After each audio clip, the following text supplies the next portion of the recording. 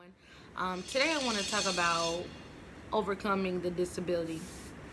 Most of you know, some of you don't. My child, so called, has cerebral palsy.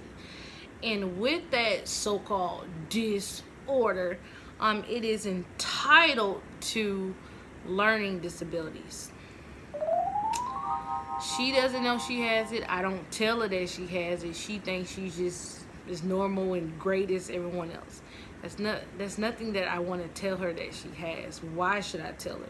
You know, cerebral palsy is not going to cripple her from her purpose. She will walk in her purpose. Nothing will hold her away from that.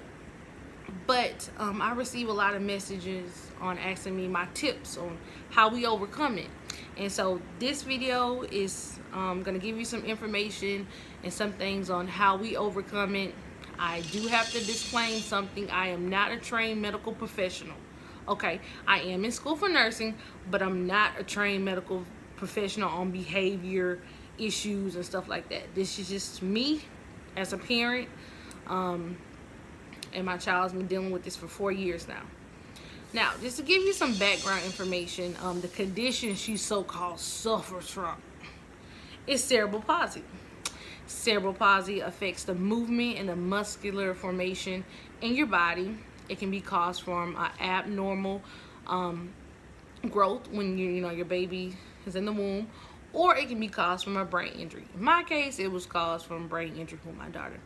Now that she's in school and doing great, sometimes kids with these learning disabilities like cerebral palsy, autistic, dyslexia, but dyslexia is about concentration and focus and understanding.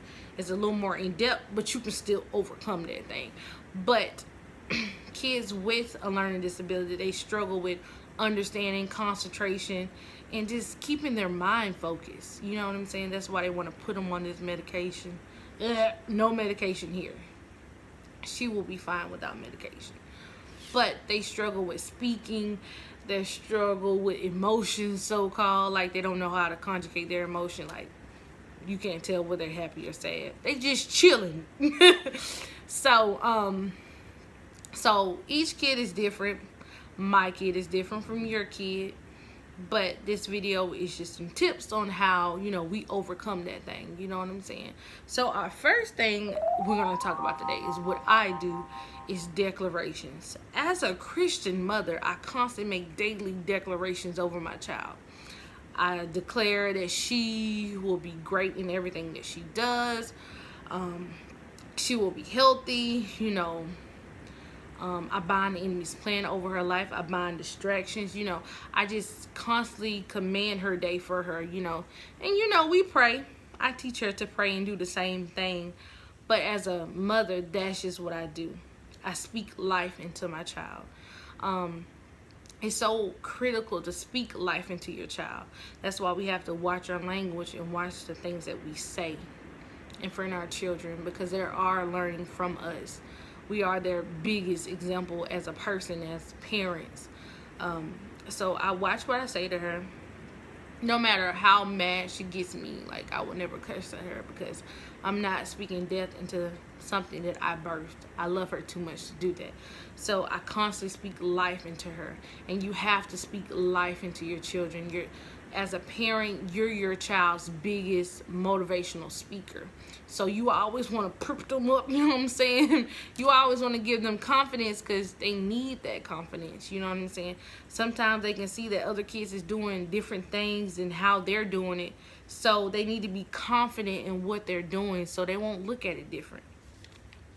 So now I'm getting into a few of my learning styles, learning tips, whatever you want to call it.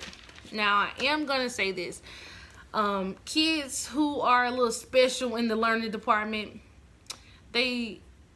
learning is a thing that's done throughout the day. Throughout the day. Everything that we do involves learning, whether it's cooking, straightening up, cleaning your room. Everything that we do is a learning experience. So just say, like, if you cooking, they get you eggs out the refrigerator, let's count the eggs. Let's 1, 2, 3. Everything that you do is a learning experience. You cleaning up the pillow, clean up the living room with pillows, count the pillows. Everything you do needs to transform into a learning experience. See, they don't know they're learning, but it's learning. Now, that's the form of learning I do with my daughter. Everything we do is learning. Everything we do is therapy for her. Another thing is when it's like homework time, we sitting down at the table. I ask her about her day. Now, this particular time is focused learning. That's what I call it. I don't know what's the proper name for it or whatever. But when we're actually focusing on learning a particular subject, you have to put the sessions in small increments. So math, it will be in a little small frame, like 10 minutes, and then you work your way up. So when we're going over math, some tips about going over math is make it visual. Kids who are special in the learning section, they love visual learning. Visual learning keeps them interested, you know what I'm saying? Keeps them focused, makes it easier for them to recognize it when it's visual learning. So in math, we use counters. Counters could be their favorite cereal, their favorite object, their favorite character. Anything that interests your kid, use it. You know what I'm saying? When they see something that they recognize or they love, that will help them better understand the topic or whatever you're learning. So counters is really good. My daughter kind of fancy, we didn't upgrade from counters. Now we use bling. I got some bling from Joann's that we use because she likes the glitz, you know what I'm saying? So we use that. Anything that interests your kid, use it in math, use it in learning. So it makes it easier for them to remember and recognize a lot of things. Some tips in reading is, what I love is note cards. Now, don't get the little boring white note cards with the lines on top. Make it interesting.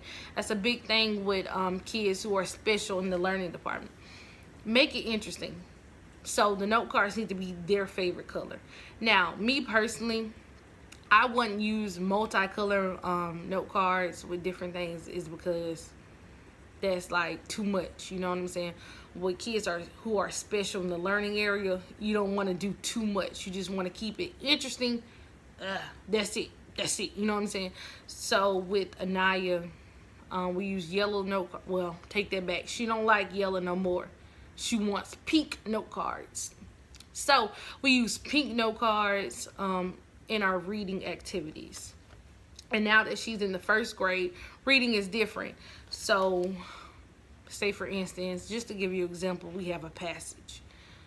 I read the passage. I will allow her to try to read the passage, and the words that she are challenged with, I highlight them and put them on note cards.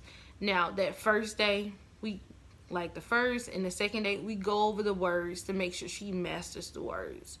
So I played a scramble game with the words. I mix them up. I have them on the table, like which one is which, and she has to pick out tree, or she picks that out. But I mix match the words. I create a game in the words. That is really fun. That's very interesting. It keeps her focused. It's when something is interesting to them, it keeps their focus and they concentrate on it. Another thing that I do with words is the rap game. Many of you, we have videos. I showed one, but we have other videos about how we learn our words. We had a video with how we learn our rhyming words, but we make it fun. We keep it interesting, and making a rap, tap. Then you add a little dance moves to it. You know what I'm saying?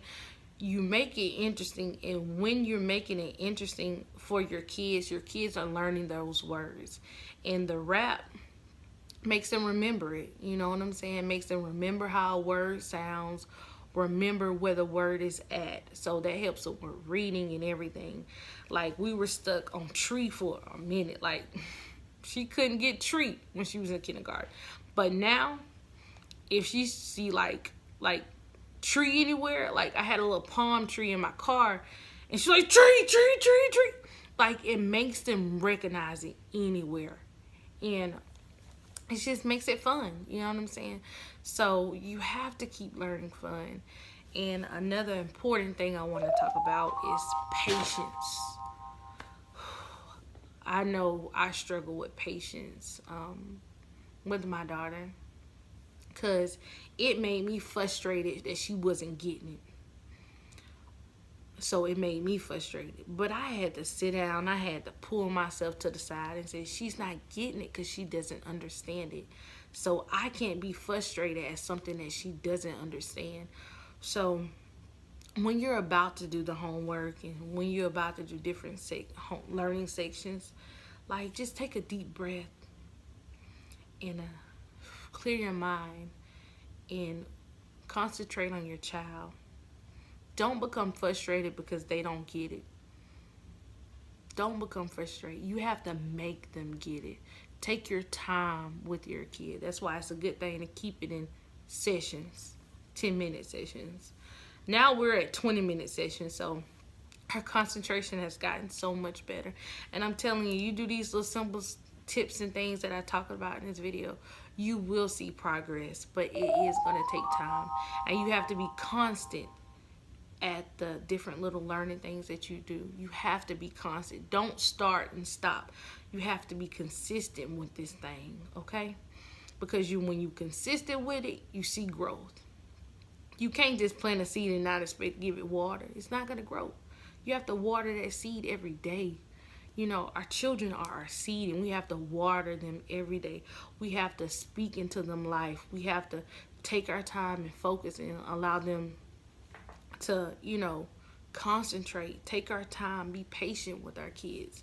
And they'll bloom to a beautiful little flower. Beautiful little flower. But you have to be patient. Patience is key when learning with kids, with learning in the special areas. Now, I will make another video about writing and speaking on different tips that I do with my daughter when it involves writing and speaking.